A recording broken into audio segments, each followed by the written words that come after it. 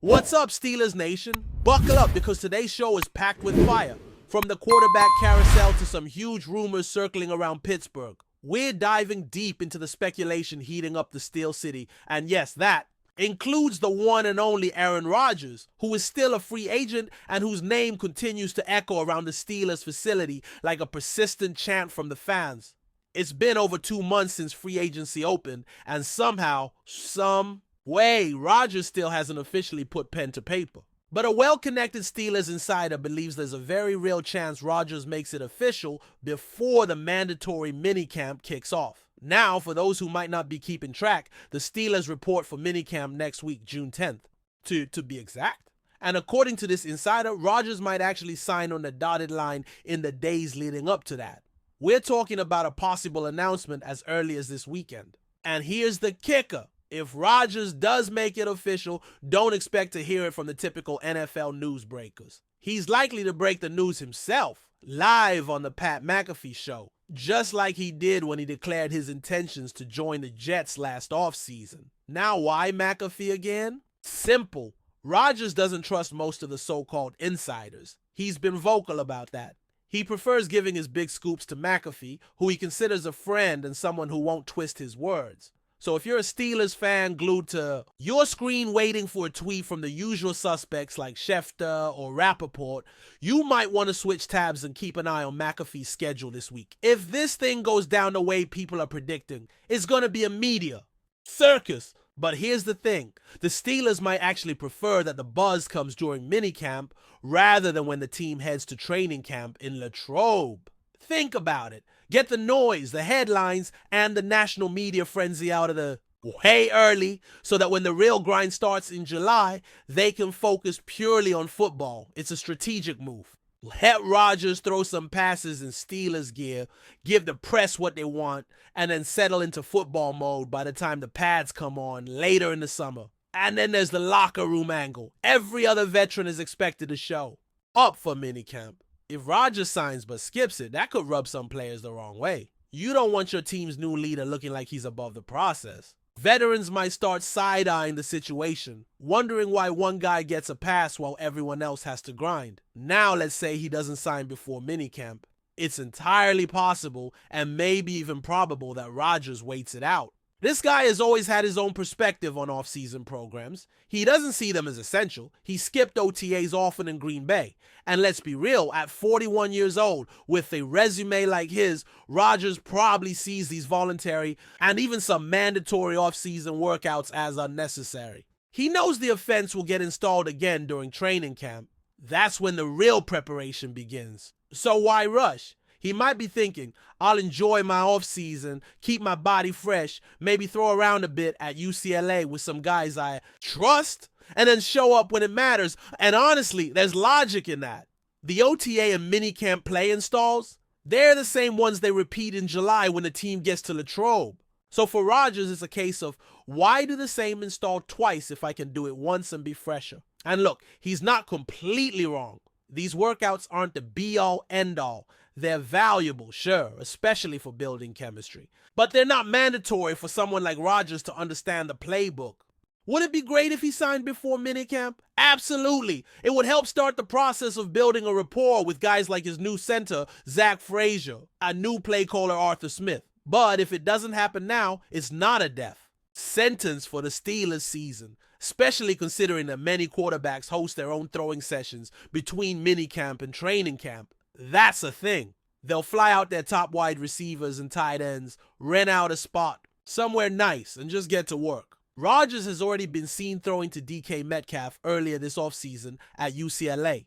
If he wanted to, he could bring in Roman Wilson, Calvin Austin III, maybe even Pat Fryermuth, and run private sessions on his own terms. That way, he still builds chemistry without having to report to Pittsburgh just yet.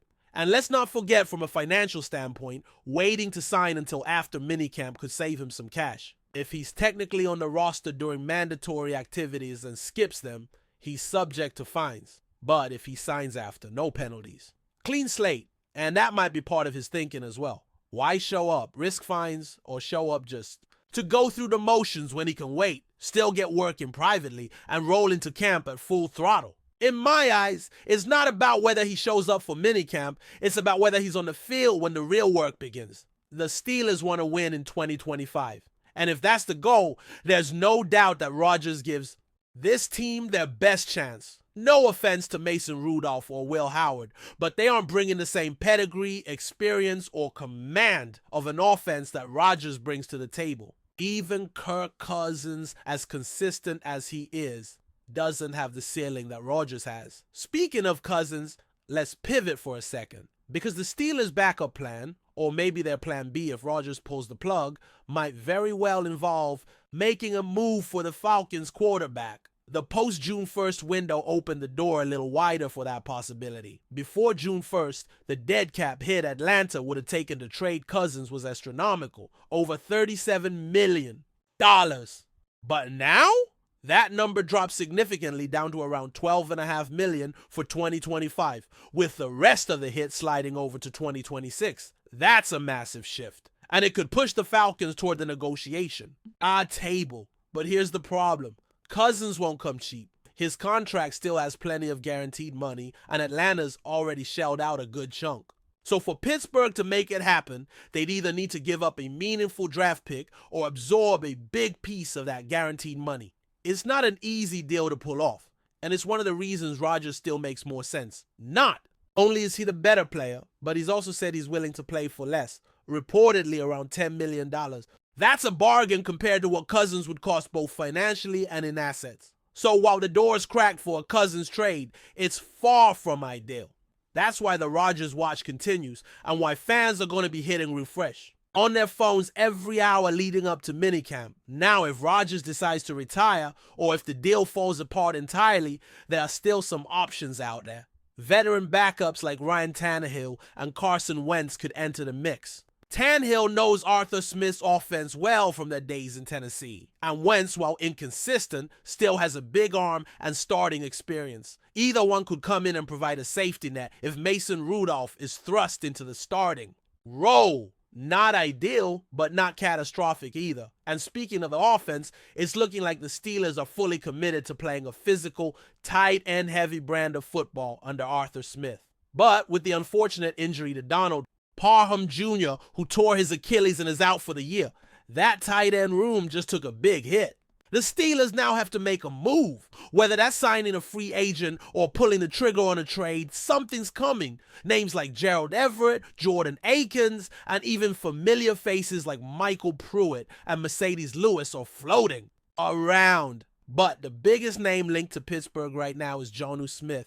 The Dolphins tight end is reportedly on the trade block, and the Steelers are very much in the mix. Smith had a career year in Miami, over 880 receiving yards and 8 touchdowns, and already has a deep connection with Arthur Smith, having played under him in both Tennessee and Atlanta. He's explosive after the catch, has a strong frame, and can block when needed.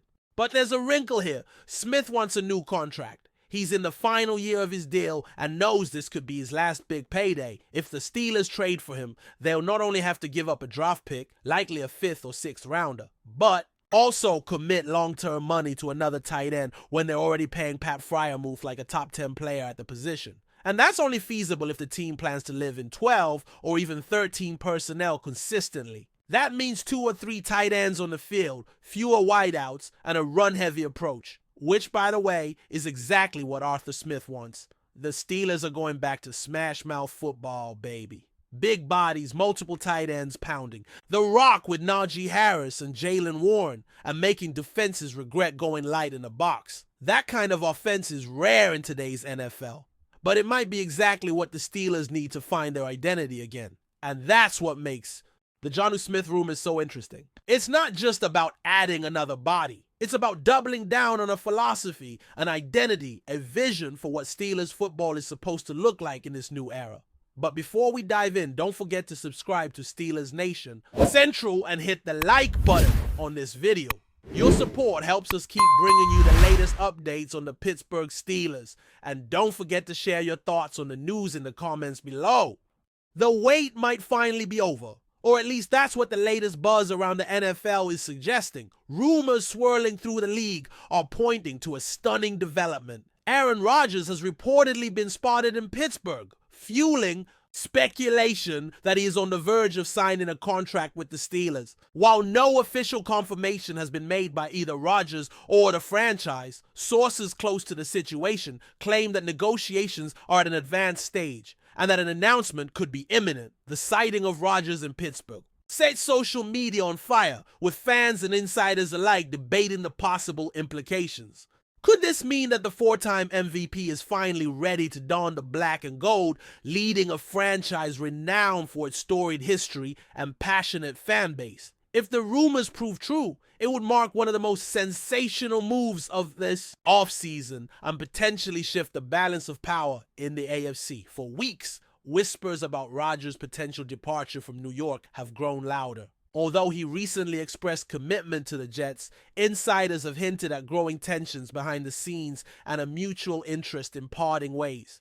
Pittsburgh, with its solid defense and emerging offensive weapons, might present the perfect landing spot for a veteran quarterback looking to chase one more Super Bowl before the curtain falls on a legendary carrier. The Steelers' front office has remained characteristically tight-lipped, neither confirming nor denying the speculation. But NFL insiders suggest that head coach Mike Tomlin and general manager Omar Khan have been quietly preparing for a major move at the quarterback position. The presence of Rodgers in the Steel City certainly adds weight to those theories. As always with such high-profile rumors, caution is warranted. Rodgers has long been a master of keeping the media guessing, and until pen is put to paper, anything remains possible. However, the prospect of seeing him lead the Steelers into the next NFL season is an enticing one for Pittsburgh fans, who have been yearning for an elite quarterback presence since the retirement of Ben Roethlisberger. For now, all eyes remain on Pittsburgh as the NFL world waits to see if this rumor becomes reality. If the whispers are true, the AFC North just became even more competitive, and the Steelers may have found their next superstar under center. That's it for this update. If you enjoyed the video and want to keep receiving exclusive news about the Pittsburgh Steelers, make sure to subscribe to Steelers Nation Central and give this video a like. We always look forward to hearing your comments and opinions. See you in the next video.